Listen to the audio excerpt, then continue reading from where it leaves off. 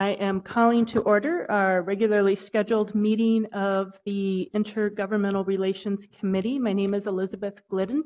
I'm the chair of this committee, and I will apologize to the public and my colleagues that we are starting a little bit late as I was traveling from the League of Minnesota Cities board meeting for which I'm a member. I am joined today by council members Quincy, Fry, Cano, and Andrew Johnson. And I know that Council President Johnson, who is a member of this committee, was unable to attend today for some family reasons. We have 5 items on our agenda for today. I'll just draw the attention of the committee to a recently added item, which is at the bottom of the agenda right now. It's item number 5, but I'm going to seek the permission of my colleagues if we could actually move that item to the first, as we have some special guests with us today. This is a presentation of a letter from the president of Puntland, Somalia, and I am going to ask to come forward our colleague, Councilor Abdi Warsami, who was the author of our resolution establishing a sister city relationship with the city of Bosaso. So, Councilor Warsami, would you like to come forward and help introduce some of our guests who have joined us today?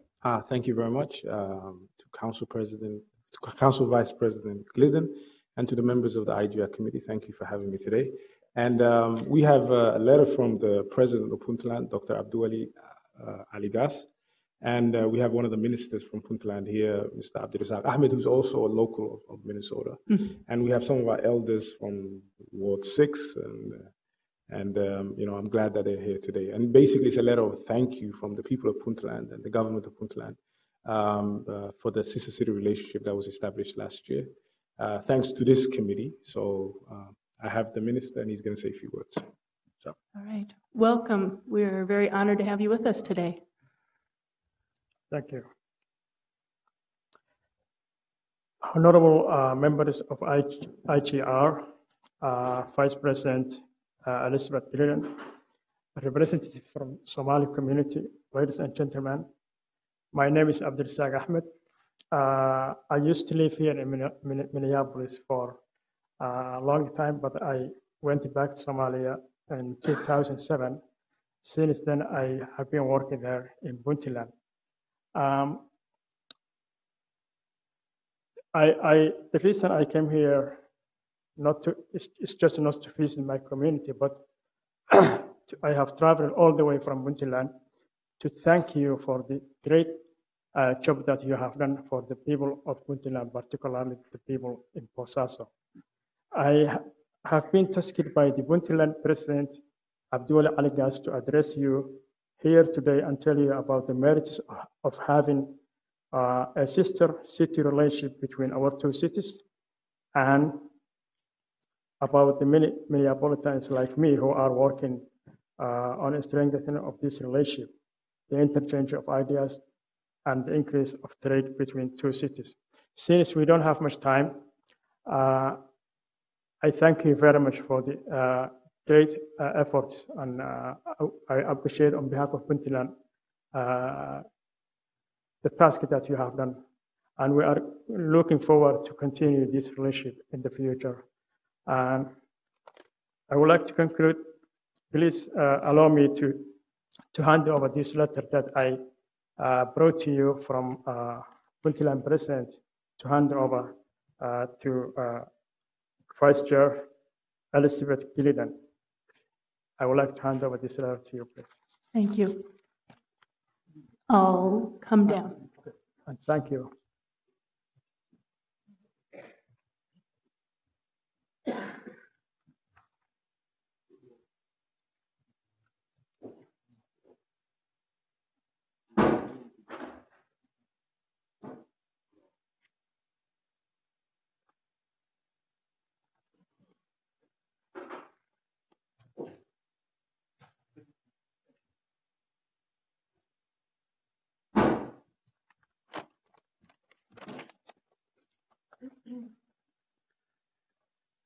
Thank you once again. Thank you very much.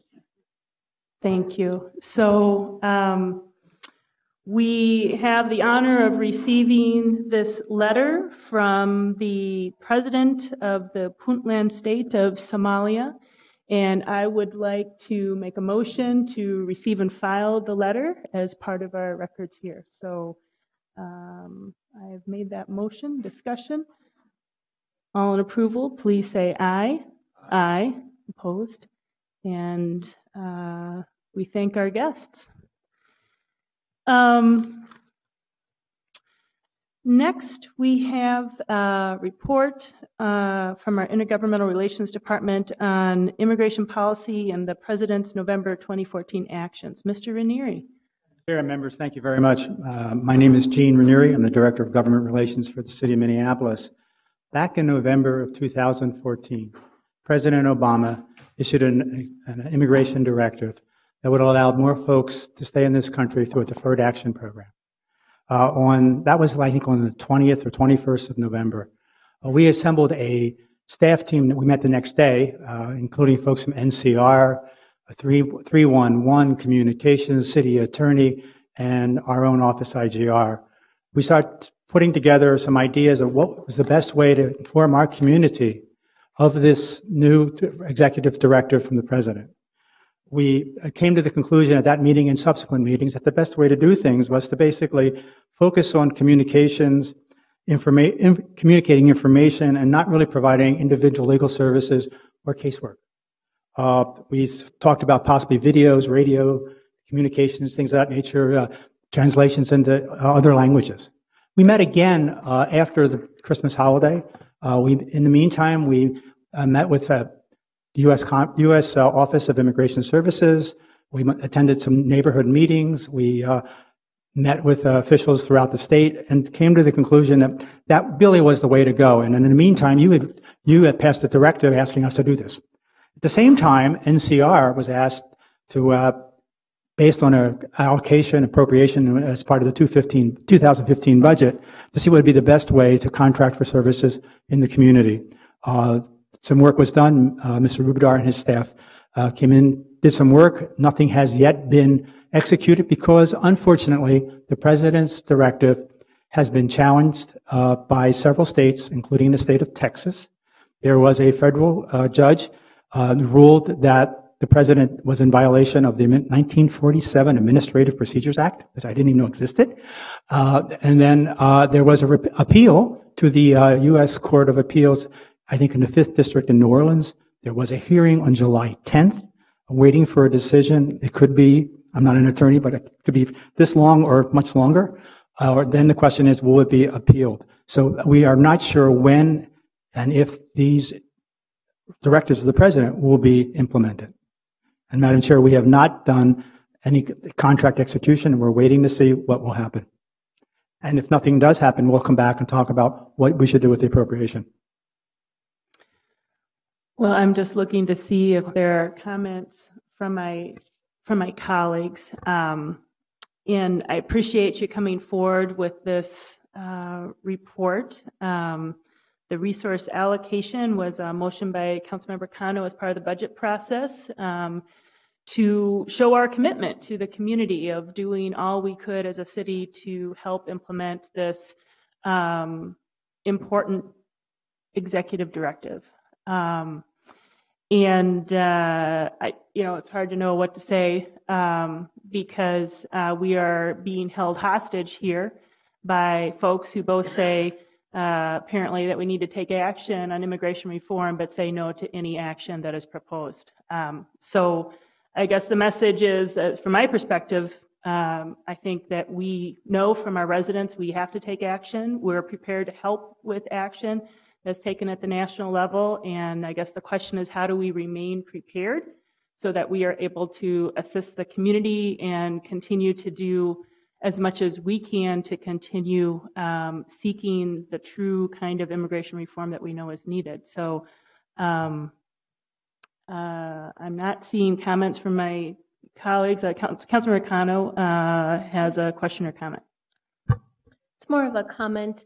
I think it's important to hear from the community, just kind of what's going on, where are things at.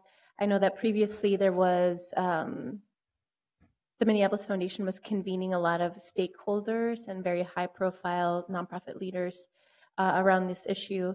And so it would be great if at some point we could maybe hear from the advocates for human rights, from the nonprofit organizations about how this is impacting the community and whether or not there are any asks from the people impacted around this particular support that we've given, to see if there's any specific direction that we should maybe look at, or if there's any flexibility or any changes, because I just haven't had the chance to hear from them about what's happening and how this is impacting their lives and the rhythm of the work that I know was planned.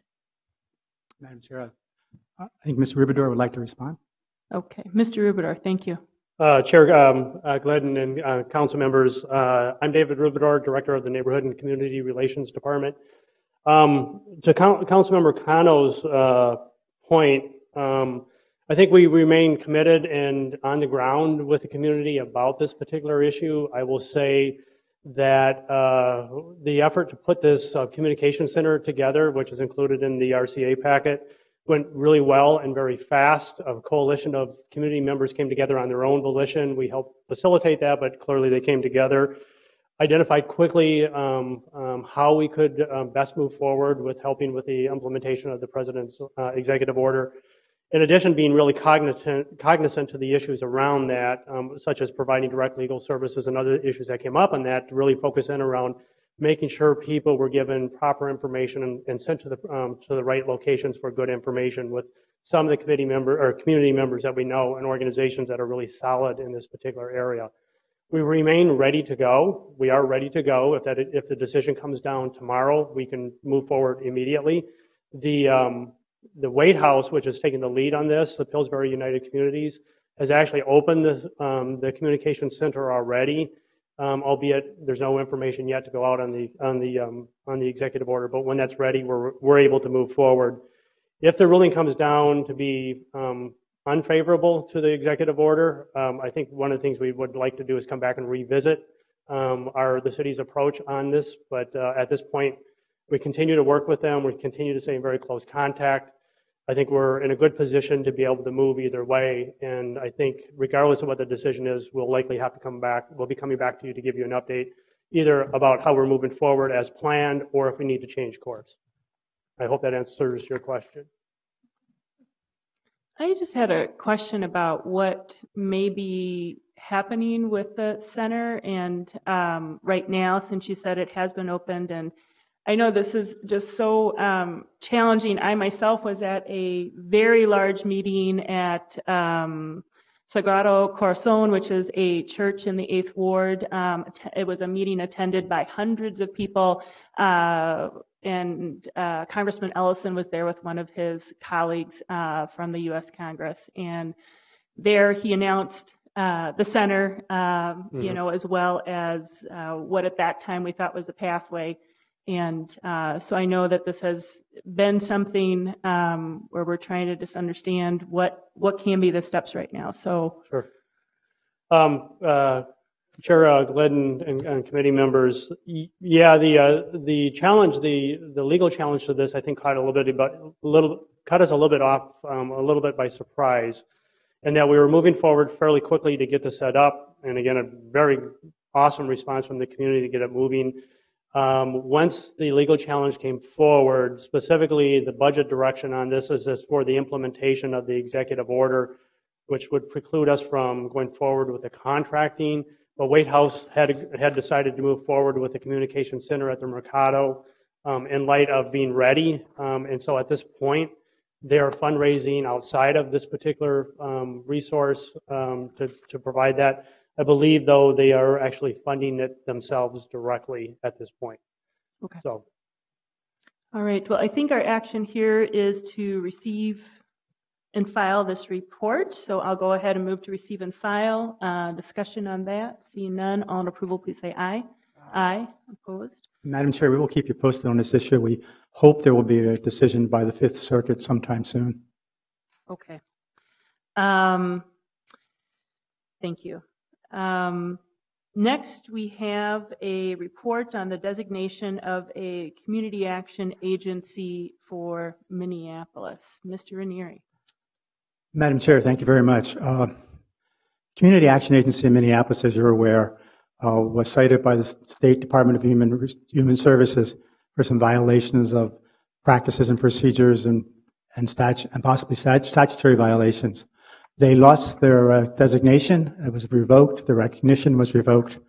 On June 5th, they withdrew any appeal process to the courts or the administrative law judges.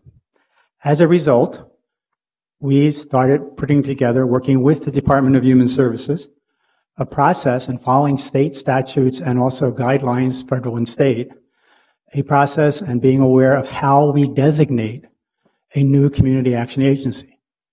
The last time this was done, to the memory of many folks, was in 1993, when our city council designated the former agency as the community action agency. The former community action agency prior to 1993 was a city department. So in effect, we went from public to a nonprofit agency back in 1993. I see some puzzled looks. Questions or? Why don't you keep going? Let's hear the report, and then we'll dig in with questions. I know we've got this, which will take questions, and then we have another long report. So I think let's hear the report, and then we can kind of dig back in. Okay. So so now we're at the point where we do not have a community action agency. However, since 1964, the federal government has funded and established the process for community action agencies. Their purpose is to advocate for the poor, get people out of poverty. This was one of the elements of the war on poverty that was passed during the Johnson administration about 50 years ago. In effect, the 50th anniversary of this program was celebrated in 2014. The community action agencies are usually nonprofits. They are required to have, and an important function is the community action agencies is not to hear the voice of low-income folks. Maximum feasible participation is the mantra or actual language in the federal law. Maximum feasible participation by low-income people. So the board consists of anywhere from 15 to 51 persons, and of those 15 to 51 persons, 1/3 must be low-income people from the area, 1/3 must be elected officials or their designee, and 1/3 must be residents of the community, of the area. In Minnesota, there are I just wanted to, I apologize, but I see we have some PowerPoints that were in our materials. Are we using any of those? Madam Chair, I wasn't going to use them, but I can refer to them. Okay. Okay. That PowerPoint you're talking about was presented by the DHS staff last week. It is a good history of community action agencies. And I'll get to a few minutes. It also talks about some of the criteria and management accountability measures they require. There are 36 community action agencies in our state. 11 of them are Indian tribes. It covers all 87 counties in Minnesota. They are funded by a combination of federal and state funds. Minnesota was, again, one of the first states to supply local funds for community action. And it's distributed on a formula that includes poverty. And in Minnesota, there's, for our community, for Minneapolis, for the next biennium, a combination of federal and state is $2.7 million for this community action agency to operate. What community action agencies do, they do many things. They can develop programs on their own. A big issue for them is to have partnerships and try to leverage. So community action agencies, our former community action agencies, was able to leverage money for fuel assistance, weatherization, and some transportation. Other agencies have set up programs, for example, in Ramsey, Washington County. They actually have a used car program where people who need transportation to work can buy a car at a low interest rate, and it's a used car, and they're taught how to maintain the car. Other communities in transportation issues may run their own bus service in greater Minnesota. Others have tax services. People, maybe the working poor, do not have some difficulty in filing income taxes. That service is provided. But community action agencies develop that on their own, and they implement that program. Now, there are lots of measures for a community action agency for accountability, and what are they doing? They must file every year an annual report to the Department of Human Services. It's based on a what's called ROMA, a report of management analysis. They have to list their goals and objectives of the act. There are measures to it, and they need to indicate what kind of services they provided, like how many volunteer hours from members of the community were involved in their programs, how many linkages they had with other organizations. And then in addition, coming up this year, there will be a process where agencies will have to report on their management structure and accountability for things like meeting attendance, number of meetings, involvement with low-income folks, and other measures to make sure these agencies are trying to achieve the goal of trying to eliminate poverty. Which brings us to where we are in the process here. After June 5th, we met with the Department of Human Services. Our office was tasked to help be the lead with the city attorney's office.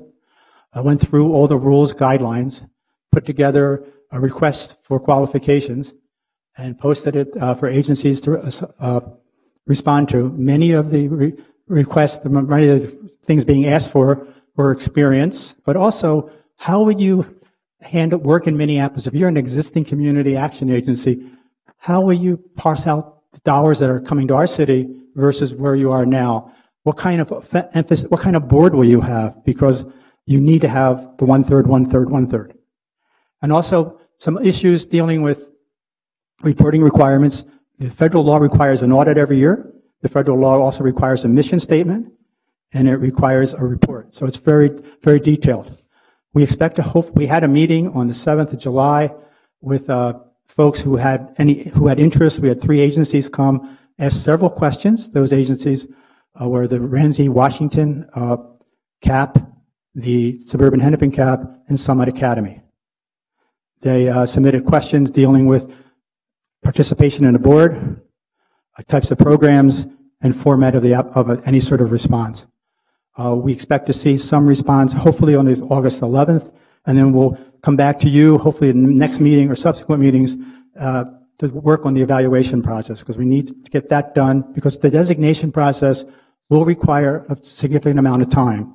Once there's a recommendation for an agency to be designated, there must be a public hearing. But there needs to be notification at least 30 days before that public hearing. That public hearing must be conducted by a neutral third party. And in 1993, I think it was the administrative law judge. Then the record's open for 20 more days after the hearing.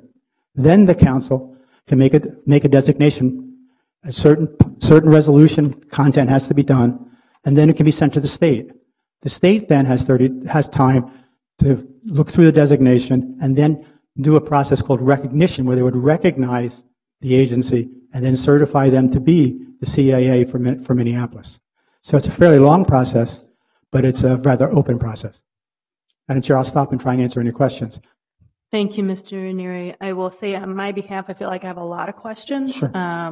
I don't know about my colleagues, so maybe I'll just start and put a few out there and see what others folks have. So my first question is in section 1 of the RFQ, there is a list of 1, 2, 3, 4, 5, 6, 7, 8 very general topics of potential service, and I guess I'm unclear. Is there an expectation that someone responds to this RFQ saying how they're going to provide service in all 8 areas, or is there flexibility in providing response in some but not all? And I guess a third part of that is how many of those areas were served by the most recent community action of Minneapolis? Madam Chair, very good question. Those 8 are general goals that are in statute and federal law. They all can be, some can be emphasized over others. For example, some community action agencies are involved in adequate education. They do Head Start. Others do a lot of income management. So they are there. There are certain goals that they have to reach, but some emphasize based on their needs assessment where they have to emphasize. And they also try then to pair with other organizations to provide those services. In our community action agency, their major area was in, I would say it would be securing adequate housing. They spent a lot of time on heating and weatherization, and also information and referral. Others are involved in job training and also working with people to try and get employment.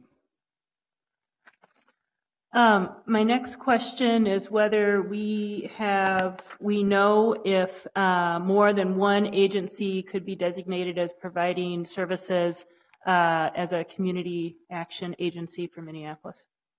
Madam Chair, that's a good question, and we've asked DHS for that. Okay. Because okay. So we're waiting for a response.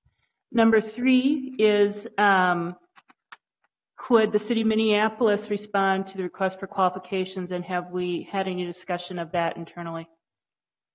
Madam Chair, it's my understanding we could. There has not been any internal discussion on that. However, there is a priority for nonprofit or for private organizations over public. And I will get that citation to you. Okay. My next question is, what is the role of DHS in this process moving forward? So the outline sort of indicates that the city council will make the designation, but I am unclear, is there oversight of that by DHS? Do we need DHS to be a filter in whoever responds to requests for qualifications to understand if they are fully qualified in the minds of DHS, or what ends up being that role moving forward? Madam Chair, we're aware that the designation process will rest with the City Council. However, we also understand that DHS is the agency that the designee will contract with. So we have been consulting with DHS throughout the process. We have prepared most of the documents. They reviewed them for us. They have also provided us with some information too. So it's sort of a joint thing, but we are, in this part of the process, I think the City of Minneapolis is in the lead. But we are working but at the same time, at the end, after we hand it off to the state, DHS is going to be in the lead. They will make the recommendation to the governor for the recognition of whatever agency we choose. So we decide, then it goes to DHS, and then it needs their blessing Right. and the governor's blessing. And Madam Chair, I can put a flow chart together showing all those things. I think that would be helpful yeah. to understand the relationships. My next question is about timeline. So what are the pressures on the timeline? What if, and I'll just say it also seems like we have not had maybe, we need perhaps more discussion on the city end. We've got a general list of the 8 program areas, but I don't know if the city has an ability to say, well, we would weight some more heavily than others if we saw a proposal or we're looking for this or that. And so that's what I'm concerned. We have no piece of that yet that's part of this, and how, so that's kind of 2 questions. One is about the timeline, and the second is about the city's ability to provide more guidance around what would be, what are we looking for? Madam Chair, we built in time, like maybe November would be the time that the final recognition is there. It can move. There is a lot of statutory deadlines in certain parts of the process, but once the RFQs are in, we'd like to sit down with the council, go over, try and set up some criteria, and because that's a process we're working on right now. I apologize, we have not gotten a lot of information now. It's just we have just been asked to do this, and we're just trying to catch up, but we'll catch up. But there isn't. I think this council does have the prerogative to ask for focus on certain topics or certain areas. Okay, and I guess I don't know. Was there more from the city? Okay. I guess my last question is, it would be nice to receive some information on the performance of the existing or the most recent community action of Minneapolis, and how that might compare to other community action agencies in terms of both the services provided and what other services are provided by community action agencies in the metro area, at least. So being able to see some of that information would be extremely helpful. Madam Chair, we have that information. We're trying to put it together in a presentable form, because not all of it, again, someone told me that when you see one community action agency, you don't see them all, because they all have different ways to do things. So we're trying to aggregate the data. You know, they may have transportation as a goal, but they may do it in different ways. So we'll have all that information for you. There are some common things like how many volunteer hours did a community action agency report over a year. There are other things too. They talk about linkages and other things that we can show comparables to. Okay. Questions from my colleagues? I asked a bunch. So I think our action here is to receive and file. Am I right?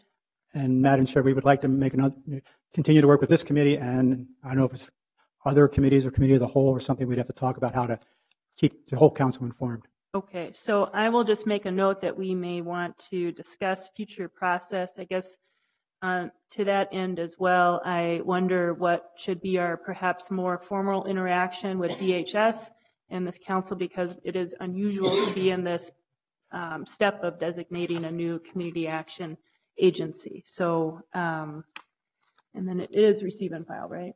Okay, so I will then make a motion to receive and file our report on the community designation process for Community Action Agency of Minneapolis. And discussion none. All those in favor say aye. Aye. Opposed? Thank you very much for that report. And finally, we have, and I just want to thank our guests for being extremely patient. We had several other action items today, but we are going to hear about the Minneapolis-St. Paul International Airport's 2035 long-term comprehensive plan. I know that some of the issues with the airport were featured today in the Star Tribune, and we have had a long-term relationship and really appreciate the relationship that we have on trying to just figure out how do we best work with having an airport inside an urban environment. So we really do appreciate your willingness to engage with us and talk about all these issues. So Mr. Mogush looks like he's going to introduce. All right. Thank you so much. Good afternoon, Madam Chair and members of the committee. As you mentioned, Madam Chair, item 3 is a presentation on the long-term comprehensive plan for Minneapolis-St. Paul International Airport. Just as cities prepare comprehensive plans to guide future development, the Metropolitan Airports Commission prepares long-term plans to anticipate facilities needs for each of its airports, including MSP. The Metropolitan Council has recently began requiring these updates on a 5-year basis, and an update for MSP is due this year. These plans are important because they state the airport's intentions for physical change, and they forecast the number of flights that will be taking place over the next couple of decades. So as the chair said, this sets the stage for a dialogue among the MAC, surrounding cities, and residents about the future of the airport. The city's airport working group has been and will continue to track this closely, and will be prepared to bring forward to the City Council formal comments on the plan when it is released later this year. We're joined today by staff from the MAC to present where they are in the planning process, introduce some of the content of the plan, and to talk about the coming community engagement process. It's my pleasure to introduce Neil Ralston, the airport's airport planner, who's leading the planning effort. He'll be joined later by Dana Nelson, manager of noise, environment, and planning, who will speak about the noise analysis that's part of this. Welcome, Neil. Welcome. Thank you.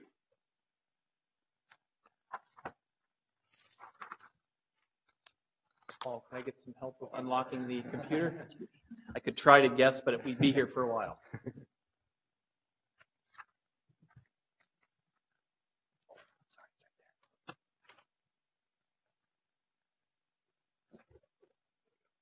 Excellent. Well, good afternoon, Madam Chairman, councilors, other IGR committee members. It's a pleasure to be here today.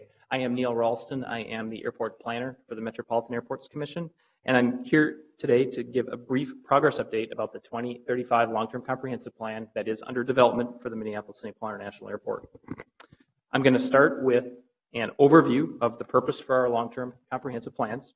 Then I'll walk you through the ground that we've covered to date through the planning process, including information on our aviation activity forecasts, facility requirements analysis, and development alternatives. Then my counterpart, Dana Nelson from the Environment Department, will talk about the noise analysis that's been completed to date as a part of the environmental considerations section of the plan. Also, before moving forward, I'd like to note that here with Chad Luckvey, Director of Environment, and Mitch Killian, Director of Government Affairs, they've joined us as well this afternoon. Finally, I'll close out some information about our stakeholder engagement program and our timeline for moving the plan forward. The purpose for our long-term comprehensive plan is to update our view of future facility needs for the next 20 years and to serve as a roadmap to guide our development strategy by shaping the 7-year capital improvement program for the airport. This plan will focus on assessing when facility improvements are needed in order to accommodate projected demand levels in a safe, efficient, orderly, and cost-effective manner that will continue to provide our customers with a high level of customer service. As a quick recap, the previous long-term comprehensive plan for MSP was adopted by the MAC in July 2010 and used the year 2030 as its planning horizon. That plan concluded that the existing passenger terminal complex and its landside facilities would not be able to accommodate forecasted demand without expansion. The recommended development program at the time was to balance passenger demand by relocating all non-Delta affiliated carriers from Terminal 1, the Lindbergh Terminal, over to Terminal 2, the Humphrey Terminal.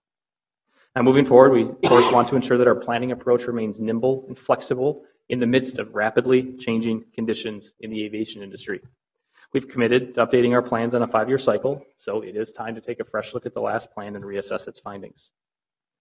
Now, from the outset, we've identified 3 primary goals for our planning, which represent, of course, our overall aspirations of what we desire to achieve through the process.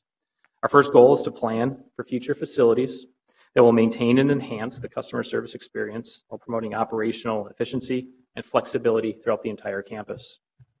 Our second goal is to produce a plan that promotes fiscal viability, incorporates environmental stewardship, and infuses sustainable thinking, while at the same time enhancing the airport's competitive position in the marketplace. And last, certainly not least, is that through the planning process, we can expand our effectiveness through strengthened external relationships and partnerships with our customers, tenants, neighboring communities, and governmental agencies. So with that, I would like to move into the aviation activity forecast and give you a quick summary of that, as it serves as the backbone for determining our facility needs.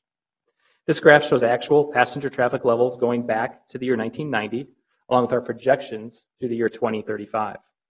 For context, we accommodated approximately 9 million passenger originations in the year 2014. Now, passenger originations, of course, are those customers that are beginning their air travel journey at MSP. We also accommodated 17 million total enplanements in 2014, which is the originating passengers plus those that are connecting through the airport as well. So the number of originations in 2014, that 9 million, that was actually our peak for originating traffic at MSP. Whereas enplanements, the 17 million, did not hit our previous peak experienced about a decade ago, but it did come close.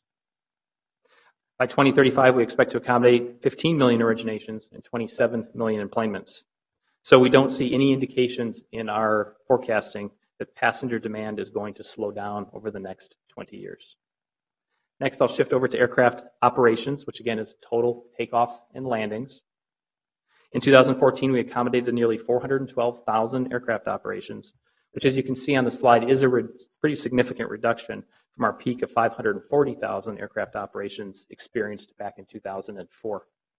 Looking forward, we expect aircraft operations to begin growing again and reach approximately 511,000 by the year 2035. So unlike passenger traffic, we do not expect to exceed our previous high mark for aircraft operations within the forecast period. The good news here is that our airfield appears to be very adequate to accommodate projected demand levels without expansion. From the aircraft fleet mix perspective, this graph shows daily aircraft departures by fleet category throughout the forecast period. As you can see, there's a significant decline in the number of small regional jet aircraft operations. That's the yellow band here on the bottom of the slide. However, we do expect to have fairly substantial growth in the larger narrow-body aircraft types throughout the forecast period. Those are the 125 to 200-seat single-aisle type of aircraft. Notably, we expect to see the integration of next-generation narrow-body aircraft platforms such as the Boeing 737 MAX and the Airbus A320neo series aircraft into the fleet mix, certainly within this planning period. Tying this all together, here's an illustration of the trend in the average number of passengers on each departing airline aircraft. As you can see, between 2009 and 2014, the number of enplanements per departure rose from 79 to 91, which is an increase of nearly 15%. We do expect that our airline partners will continue to become more efficient as they move more passengers with larger aircraft than in the past, and our facilities are going to have to adapt to that trend. But again, we do believe that the airfield will provide adequate capacity throughout the planning horizon. After forecasting, the next step in the planning process is to assess the adequacy of our existing facilities to accommodate projected demand while meeting desired level of service goals. Key areas of emphasis for the facility requirements assessment included the number and configuration of our aircraft gates. Of course, it's a very important interface to have the right type of gates available. Terminal processing capabilities such as screening checkpoints and baggage claims. Concourse sizing, including the capacity of passenger hold rooms and the overall balance with other amenities in the concourses. Public parking, and of course our departure and arrival curb fronts. From an aircraft gate perspective, our analysis indicates we're in relatively good shape through the early 2020s, with our existing and planned gates providing the flexibility we need to accommodate projected demand levels. When we fast forward to the year 2035, we believe we would need up to 12 new gates at Terminal 1 and 5 new gates at Terminal 2 to accommodate organic growth in both facilities. Similarly, within the terminals, our analysis suggests that the existing processing facilities are largely adequate to accommodate organic growth projected through the early 2020s, with a few exceptions that we're already planning for, including outbound baggage makeup is one example. After that, after the early 2020s, several facilities at our Terminal 1 do become increasingly strained, notably additional outbound baggage makeup facilities being required and our inbound baggage claims. But fortunately, we already have projects identified in our capital program to address some of these looming facility shortfalls. At Terminal 2, deficiencies are noted in the number of ticketing check-in positions and inbound baggage claim, both domestic and international, in the 2020s. When we move on to our landside facilities, which of course are the airport's front door, nobody's surprised our analysis confirms deficiencies in both parking and the level of service on our curb front, particularly at Terminal 1, that is. We believe that Terminal 1 parking demand projected for 2020 will be accommodated by the 5,000 space Phase 1 ramp now being designed, but that additional parking will be required past that within the planning period. Meanwhile, the Terminal 1 arrivals curb will reach near gridlock conditions here in the next couple of years if no improvements are made. Meanwhile, at Terminal 2, existing parking infrastructure appears largely adequate to accommodate organic growth, and will need to add capacity to the single level curb front in order to maintain an acceptable level of service later in the planning period. As the planning team transitioned from facility requirements into development alternatives, we found ourselves facing a critical threshold question. How far can and should we go at Terminal 1 before preparing facilities to move some airlines over to Terminal 2? To address this question, we've developed an incremental approach to the full airlines relocate scenario that we proposed in the last plan, the 2030 long-term comprehensive plan. We believe we've come up with a development strategy that's consistent with the recommendations of the last plan and the environmental assessment that was recently completed by leveraging capacity in our existing facilities. Next, I'm going to show you a few concepts that represent our current view of the recommended development program that is stemming out of this planning process. This perspective depicts the overall incremental development concept for full build-out at Terminal 1 in the 2035 timeframe. First, it does show the location of the Phase 1 parking ramp under design, along with the new parking exit plaza and relocation of the outbound roadway around the south side of the post office facility. Also shown is the new hotel development site. Now, the logical place to add additional gates at Terminal 1 is to extend Concourse G. That's been part of the plans for some time.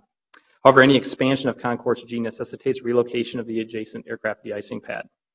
This concept does show an infilled de-icing pad that is closer to the runway end and maintains the de-icing capabilities that we have today.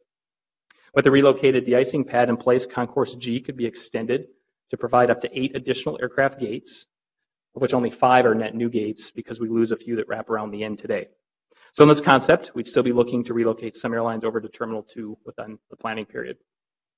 Now, rounding out the evaluation for Terminal 1, this graphic shows other facility improvements that would need to be considered to accommodate demand levels driven by a 5-gate extension at Concourse G.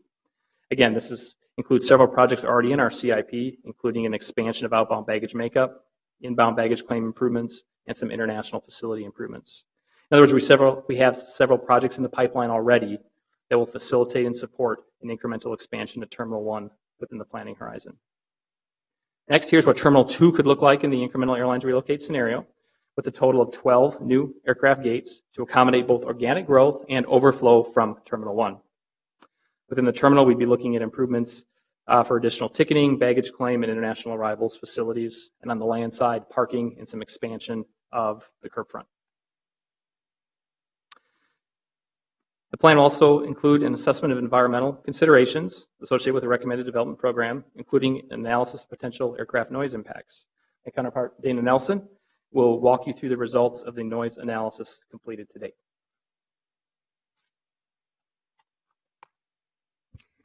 Madam Chair, committee members, I'm Dana Nelson, Manager of Noise, Environment, and Planning for the MAC. Part of this process is to assess how this would impact noise. And Madam Chair, as you mentioned, noise is a common concern from community residents around the airport, as we saw in the news recently. So this plan will have a 2014 actual noise contour that will serve as our base case. And this takes a look at the actual operations that took place at MSP last year. And we also have a 2035 recommended development contour that forecasts year, taking into account some of the recommended development plans that Neil just recapped.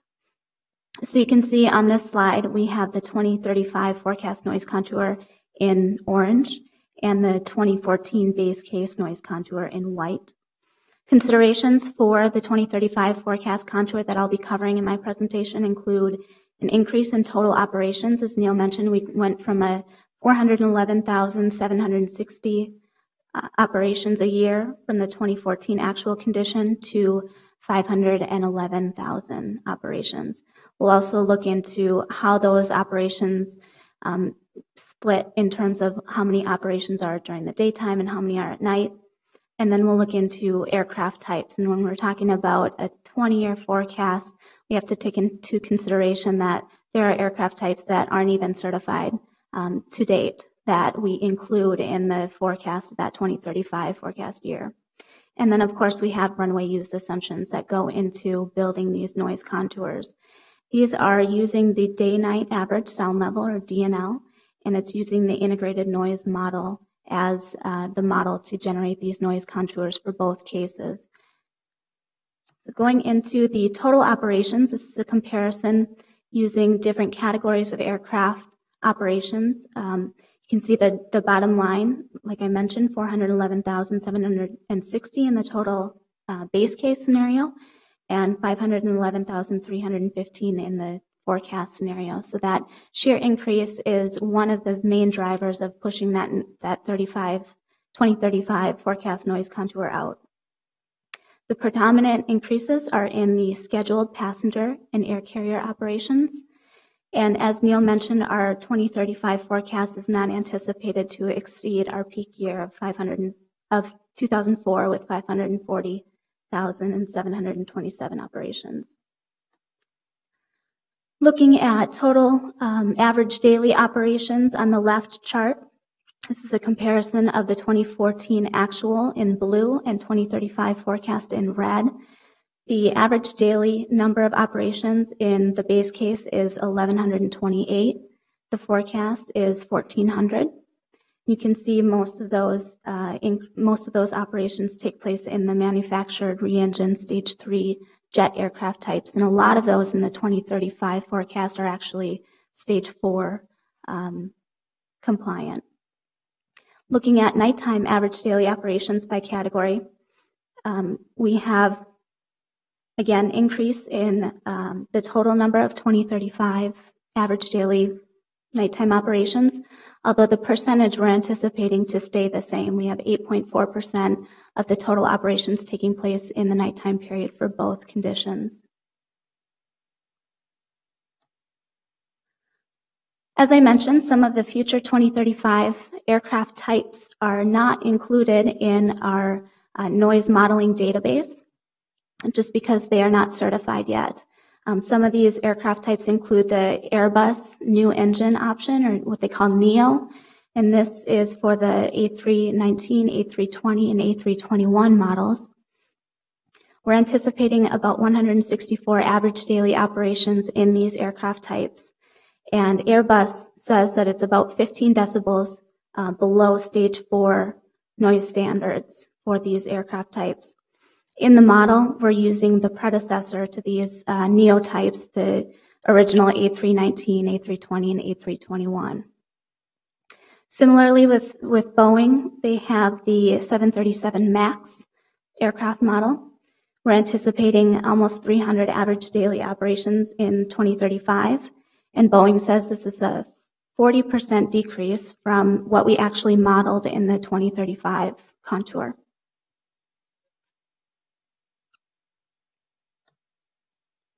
So looking at runway use percentages, the runway use percentages were actually taken from the 2020 environmental assessment worksheet that was completed by the MAC, and it uses the airlines relocate alternative. During that process, there was a significant analysis that went into simulating airspace and how the airport would function with these number of operations and these forecast flights. Part of that simulation also took into consideration the runway use system and the FAA's runway selection patterns relative to operational flows and weather conditions. You can see that, excuse me, the runway 12 right, 30 left is what we call the south parallel runway. It has an increased percentage of operations at night because the FAA tends to, when low demand periods are occurring at the airport, such as at night, they tend to arrive the aircraft to the runway that's closest to their destination gate. So that pushes out the contour a little bit on the south side, you can see in this figure. This is comparing the noise contour, the 2035 size, and the number of impacted households with the 2035 size. We have a 53.8% increase in the 65 DNL contour and a 56.1% increase in the 60 DNL contour. Minneapolis has about 10,500 single-family residential units in the 60 DNL contour in the 2035 forecast, and about 2,864 multifamily units. So we had a question on this point from Councilmember Quincy. Right. Thank you, Madam Chair. Quick question. I think you may have just answered part of it. So I could just go back a little bit to the increase in the size of the contours is given in that percentage of 53 plus. Do you have a calculation of how many homes that equates to? I do. Councilmember Quincy, Madam Chair. For Minneapolis specifically, we have an increase of 5,217 single-family homes and 1,591 multifamily units inside the 60 from 2014 compared to 2035. And in your calculation of number of homes, and if those projections come to some kind of fruition, do you have an estimate on how much it might cost for home mitigation for those homes? We don't have those numbers put together. That is something that we could consider. We don't plan on including any mitigation language in this plan. It's a planning document. It's not necessarily appropriate to have mitigation talked about in a planning document. It's more appropriate for an environmental document. With that being said, we do have the consent decree and the First Amendment to the consent decree. So our plan is to continue to operate that First Amendment to the year 2023 as it specifies. And at that point, some of the development that Neil talked about may go beyond what we had in the 2020 EAW, and like a second phase to parking would be an example. So once we redo this plan in 5 years, if we determine that we're anticipating any development that goes beyond the 2020 EAW, we will do an additional environmental assessment and investigate possible additional mitigation at that time. Mm-hmm. Well, I can appreciate that this is a planning document for that, but it also informs the capital programs. And if there's money involved, I think someone should be doing those calculations. If I were a MAC commissioner, I would be asking that. Right. Thank you. And those calculations, Councilmember Quincy, Madam Chair, those calculations we do take into account until the year 2023, because we do know that we will have that First Amendment consent decree cost in our capital program. So this slide is comparing our 2035 forecast with what we had in the plan 5 years ago, the 2030 forecast. And this, again, from our 2010 long-term comprehensive plan. And there is quite a bit of a reduction in the size of the noise contour in most areas. Some of it extend beyond the 2030 forecast contour on the arrival lobes, those that kind of stick out from the runway ends. We have a 59.6% reduction in the 65 DNL contour and a 47.7% reduction in the 60 DNL contour.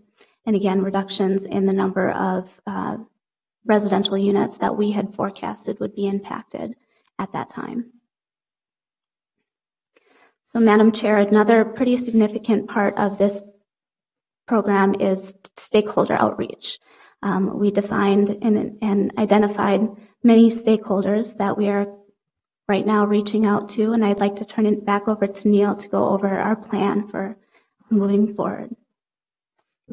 Before you leave, I'm not sure if this is for you specifically, but Councilmember Johnson had a question.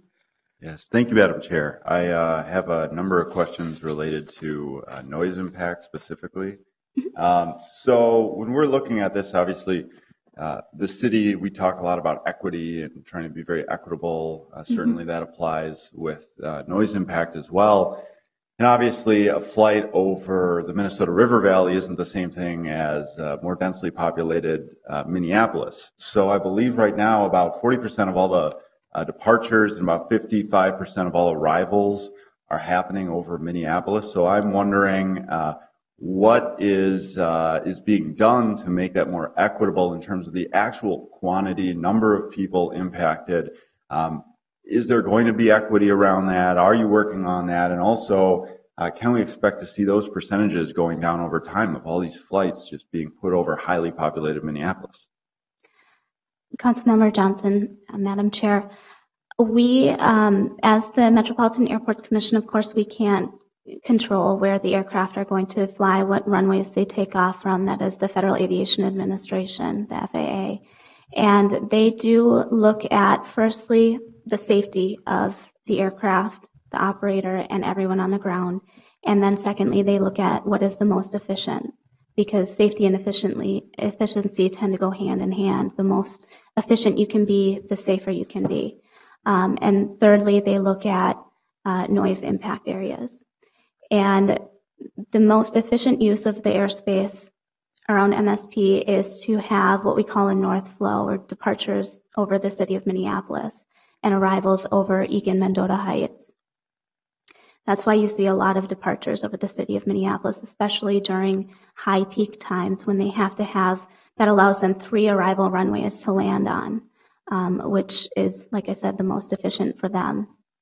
And for departures, for arrivals over Minneapolis, they tend to have a south flow arrivals over Minneapolis if there is wind from the south. Aircraft need to land and take off into the wind, or from the east. And during the nighttime hours when winds are light and there is low demand, they have a little bit more flexibility in how they can operate the airport. And they have a little bit more flexibility in using that preferential runway use system, which is intended to keep aircraft departures away from highly densely populated residential areas and put them over the Egan-Mendota Heights departure corridor and the Minnesota River Valley. So that's why you see during the nighttime, if the winds are light, that's kind of the configuration they do. Now, departures to the south of the airport puts arrivals over Minneapolis. So that's why the arrivals follow departures. So that's why you have the arrival operations over South Minneapolis. It's really part of the runway use system. And when you mention safety, obviously there's the direct safety of the airplane itself and making sure that there's no incidents with that airplane. What about the safety of residents specifically? I know a number of studies have looked at the health impact of noise on residents, and actually leads to higher levels of hospitalization around cardiovascular events and incidents. Obviously, there's psychological impact, just higher blood pressure from having these constant noises interrupting you throughout the day. So is that factored in, by the FAA, or is that kind of ranked below more of that health impact on the populace, ranked below safety and efficiency? Councilmember, Madam Chair, I can't say that that is a consideration in the daily operation of the airport by the Federal Aviation Administration, but I can say that is a significant consideration from the Metropolitan Airports Commission and our MSP Noise Oversight Committee. The NOC has been very active in reaching out to agencies that conduct health studies around noise impacts around other airports across the United States, and keeping in touch with what those studies are doing, and even volunteering Minneapolis to be a candidate site for future studies in terms of health-related issues. We also have the FAA is right now in the process of going out and surveying residents around 20 major airports across the United States to investigate if that day-night average sound level, or DNL metric, is a valid one. Is it capturing the concern from community members across the United States who live around airports?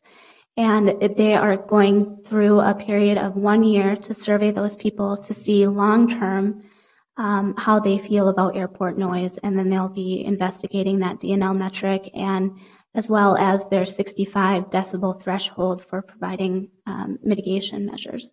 Well, I appreciate that, especially, and I wonder, do you know what kind of the max decibel level happens for residents? Obviously, DNL is an average and all that, but do you know kind of that number? Mr. Councilmember, Madam Chair, it depends on where you are. Of course, we have our 39 noise monitoring locations around the airport, and they collect actual noise data 24 hours a day. And the ones that are closer into the airport, we've seen over 100 decibels, the maximum sound level for some of those areas. We've seen further out, we have a couple noise monitors in one in Inver Grove Heights. It tends to be quite a bit lower. So, of course, aircraft are going to be louder the closer in you get to the airport. And we do provide maximum sound levels for actual operations monthly through our technical advisors report. Okay. I think I have just two more questions for you. So to what degree do you feel that the FAA is able to, or does, change ultimately these flight patterns and flight volumes based off of max influence and kind of the community in general? That's fair to ask, hopefully. Yeah, Mr. Council Member, Madam Chair. I think the local FAA control tower management would be the first ones to say they're not perfect. And there are some things that, we can help partner with them to point out areas where, we noticed something didn't look quite right. And right now we're working on a system to provide them a summary of the aircraft operations at the airport from the day before and what the winds were doing, to see if they were able to use the runway use system when the winds were light, and to try and push them into that mindset to try and use the south flow, put those departures over Egan-Mendota Heights a little bit more often. They did commit to trying to do that, especially during the transition periods from 9:30 p.m. to 10:30 p.m. and again in the morning after 6:30 p.m. to about 6:30 a.m. to 7:30 a.m. And we're right now developing tools to help them gauge that and see how they're doing. It's easy for them to look back historically and say, we could have done better yesterday, because you don't know exactly when the winds are going to change and what they're going to change to. So sometimes it is a big shift to turn the airport around to have, from a north flow to a south flow. And sometimes they look at that and say, you know what, we could have turned it around earlier. And that's what we would like to partner with them to identify those opportunities. Great, thank you. And my last question here. So I understand the FAA obviously is the one directing this airplane traffic. One area it seems like there might be an opportunity for MAC to have more of an impact on airport noise, specifically through your landing fees, all of that. There's a term for it that you charge the airlines when they ultimately land their planes there and they're, docked into the terminal. Has MAC looked at and has MAC considered incentivizing ultimately the lower impact models of planes that ultimately produce less noise by essentially maybe giving them a break on those fees, and then for the noisier planes ultimately having a significantly larger fee that would then incentivize and ultimately hopefully compel a number of the airlines to ultimately plan where their planes are going to be and which planes they're using based off of such a model? Councilmember, Madam Chair, that is an interesting consideration. And when you start talking about monetary valuation with a public company like an airline, or even restricting aircraft operations to a public use airport, you get into a tricky situation with the federal government. Since MSP is a public use airport, we use public federal funding for our capital improvement program. And part of that comes grant assurances from the federal government that says the airport must be open and operational to whoever wants it 24 hours a day, whenever they need it. So that's one reason why we couldn't put a curfew on the airport. And if we try to go down the road of incentivizing through monetary values, I think it would fall into a Part 161 study where we would have to prove 6 conditions as the airport sponsor and get approval from the FAA. And a couple of those conditions are very difficult to prove, one of them being that such a condition wouldn't be arbitrary or capricious to one certain carrier. So, for example, American Airlines operates MD-80 aircraft, which are some of the loudest that we have at the airport. That would be singling that air carrier out among the others and putting monetary restrictions or monetary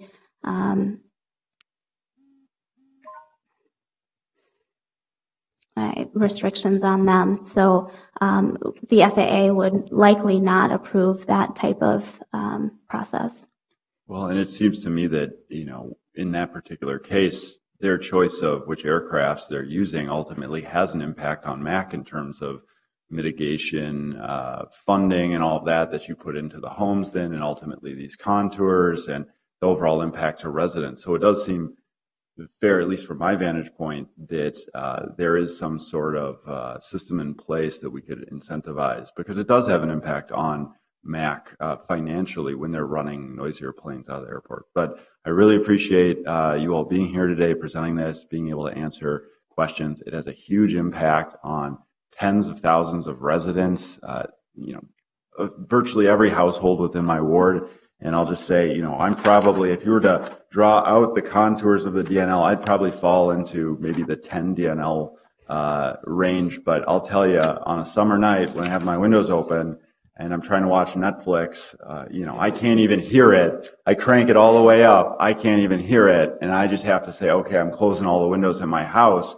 And that's for an area that is so far outside of the impact of this. And so I know it's just a tremendous, tremendous impact on our residents and their health and the community overall. And so anything that we can do, I know certainly it's great having an airport so close and conveniently located to the city. In fact, I actually used to work for an airline, and so I used to have my SITA badge access out there for the highest level. It was really fun being able to go out there and get around the airport. And take the flights, but it has such a huge impact. So anything we can do to be leaders in the nation around how can we incentivize the airlines and how can we work with the FAA to come up with more equitable ways of distributing that air traffic that recognizes the full impact, I think is work worth doing. So thank you. Thank you. There is another question from Councilmember Quincy. I just got a little confused if it was up or down there. My tag fell over. Sorry about the confusion. Thank you, Madam Chair. Just want to mention if Councilmember Johnson would like to hear the airplanes a little better, he could move to my house. Come on down.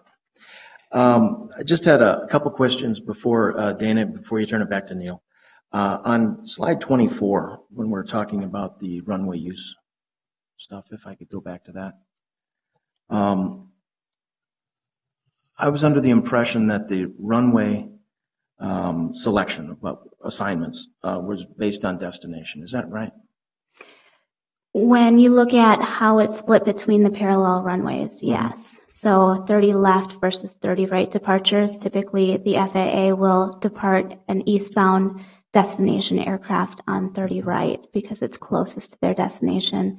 It restricts or it doesn't make them cross the aircraft departures in the air. Mm-hmm. And then, so building on that kind of assumption, why did it matter if airlines are relocated assumptions were being used? Because that nighttime period when the airlines or the FAA has a little bit more discretion in how the runways are used, sometimes they do take them to the runway that is closest to their arrival or departure gate. Mm-hmm. So if the gate location is then a factor in the use of runways, what's being done by MAC via this plan to ensure some better adherence to the runway use system? Council Member, Madam Chair, the runway use system, like I mentioned, is a very valuable part and was in consideration when the simulations were done, the airspace and the airport simulations were done to derive these percentages. However, like I mentioned, there are some other factors that go into how the airport is configured, such as the wind conditions and weather conditions, and then during the nighttime period when there is a little bit more flexibility in the discretion of runway use. And we are right now trying to work with the FAA to identify some of those opportunities where they are able to utilize the runway use system more. Okay. One final question, Madam Chair, is if in 2014 is used as the base year, and 32.8% of the departures use 30 left. If departures are destination driven, what's the reason that the number is decreasing 24% to 26.5% of the flights? Councilmember, Madam Chair, I don't have the specifics of the results of that simulation. I know that it was taken into account the forecast destinations of 2035, and They changed? Yes, I would anticipate that that would be the driving factor of that change. Interesting. Thanks. Okay. Were you having a transition to wrap up here? Yes, thank Okay. you. Thank you.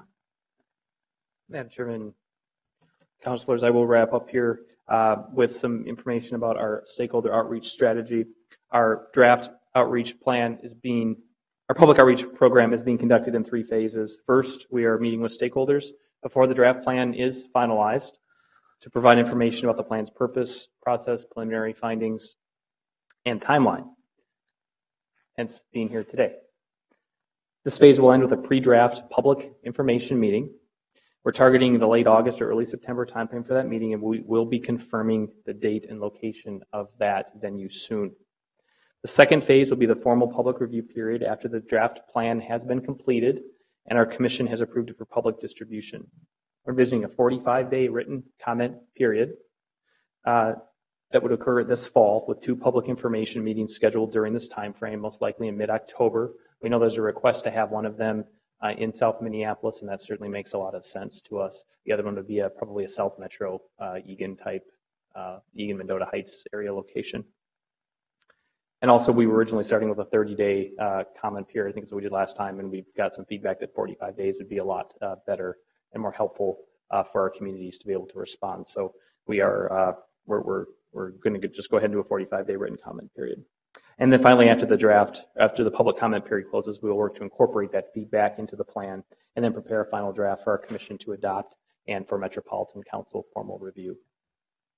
So wrapping up with the project timeline, we initiated this project in earnest back in January, and we have such a great staff and consultant team. We've covered a lot of ground in just a few months.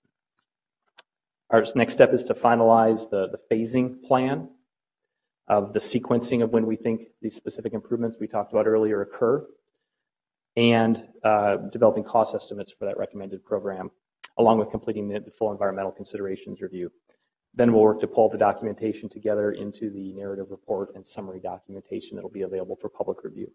Our goal is to have the final plan ready for MAC adoption and Metropolitan Council formal review by the end of this year, perhaps extending into first quarter of 2016. So with that, I hope we've provided you collectively with a solid sense of the progress that we're being made with the long-term comprehensive plan. Thank you. Thank you very much. I was just looking around to see if there are any last questions. There aren't. You've accommodated a lot of questions, so I just want to say thank you for coming, presenting to us and personally, so we can better understand where things are at. And we really do appreciate your time and your attention. So with that, I believe our action is to receive and file. So I will move that action. All in favor, please say aye. Aye. Opposed? And with that, I believe we have concluded with our business for today. Is there one additional item? I am sorry. There is one additional item. So I may just go ahead and describe this because we have already had a significant report from our staff on the actions that happened during the 2015 legislative session, and we now have a written report that has been prepared, and so I'd like to go ahead and receive and file that report and just make sure that folks know it is here to more formally describe the actions of the session. Mr. Ranieri, did you? Madam Chair, we've distributed to all council members, department heads, and we put it on the website. Thank you. Thank you. So it should be accessible to all who have an interest. So I'll move to receive and file the 2015 legislative summary. All in approval, please say aye. Aye. Aye. Opposed? And with that, then we have concluded with our agenda for today, and we are adjourned. Thank you. Thank you.